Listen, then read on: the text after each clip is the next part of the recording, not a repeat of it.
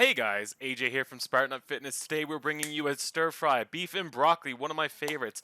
What we're going to do is take a pound of beef, any cut of your choice, and we're going to cut that very thinly. And we're going to add that to a bowl with some soy sauce and baking soda. The reason we're going to do this is help marinate and help tenderize the meat at the same time.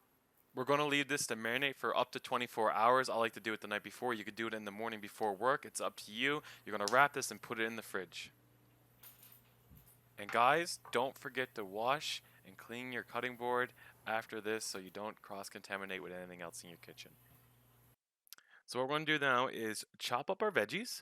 We're going to use onions and broccoli. So you're going to peel your onions, get them sliced in half, and now we're going to do a quick rough cut of them. Make sure when you're cutting an onion, cut it quarters and then turn it to its side. So what that always does is it gives you a flat level surface to work with, so it won't slip out of your hand. If you keep going the other way, you're going to start having a knife being over your fingers, and you don't want to cut your finger.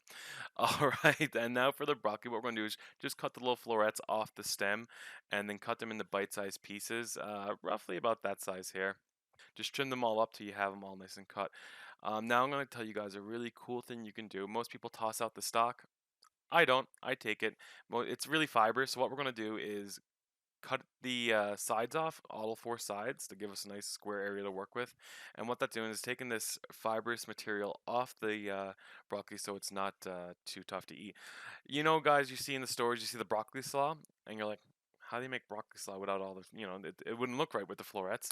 They use the stalk of the broccoli to make that slaw, and that's where they use it so they don't waste their food and make more money off a part that most people think is garbage. Make sure you use it, save some money. And then you should have a nice pile of vegetables. We're looking about 4 cups of veggies here to put in the stir fry. Now we're going to make the sauce for our stir fry. What we're going to do is add about 3 tablespoons of soy sauce to a mason jar. I love mason jars because they work. They're very nice and easy. You put a top on, you shake it when you're done. We're also going to add about a tablespoon of fish sauce to this mixture. It helps bring out a little bit of saltiness to it on top of the umami of the soy sauce. Now we are adding a little bit of rice wine vinegar to add that little bit of acidity to it. Then a half a cup of water to bring that down, the saltiness down of it. You don't want it too salty. And about 17 grams of cornstarch, roughly 2 tablespoons. And now we're going to add the garlic to this. I use about 3 cloves. I use a garlic press, much easier than mincing it all the time. And then we're going to use about a tablespoon of sesame seeds, and then a little bit of cracked pepper, about a teaspoon. I add about a tablespoon because I do like a peppery sauce. And what you're going to easily do is put the top back on that mason jar, and you're just going to shake it until it's ready to go. Much better than the stuff you buy in the stores. Not as sugary and full of sugars, just as tasty, or even better. Way better tasting, actually.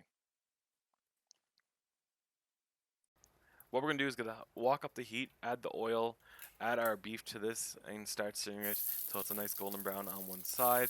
The key is here is to let it cook. Don't stir it as soon as it puts in the pan. Just put it in and let it cook.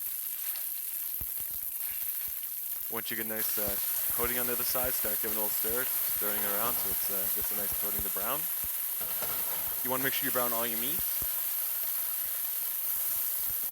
Once your meat's nice and browned, what we're going to do is add a bit more oil to the pan and then start adding in our veggies.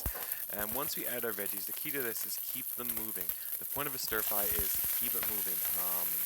That's what makes it special. Or not special, a stir fry. That's what it is, stir fry. So just keeping your vegetables moving till they're cooked. You don't want to leave them sit in the spot too long and don't stop burning because you are cooking on a very high temperature. And we don't want burnt vegetables. Burnt vegetables are never good in any kind of food. Just keep it going. And then once you have that going and stir fried to a nice tender vegetable, what we're going to do is add the meat back into the stir fry and mix that all together. And once we get that mixed up and tossed together, we are going to start adding in our soy sauce. Give it a quick shake to make sure the starches are all throughout the sauce, and then pour it in. And what you're going to do is wait till it's nice thick consistency, and then your stir fry is ready to go. Can't beat this, guys. Quick, easy, fast. It's amazing stir fry, and I eat it all the time. It's healthy, it's low carb if you're on a low carb diet. Also, if you like this video, give us a like in the bottom, subscribe, and I'll see you guys next week.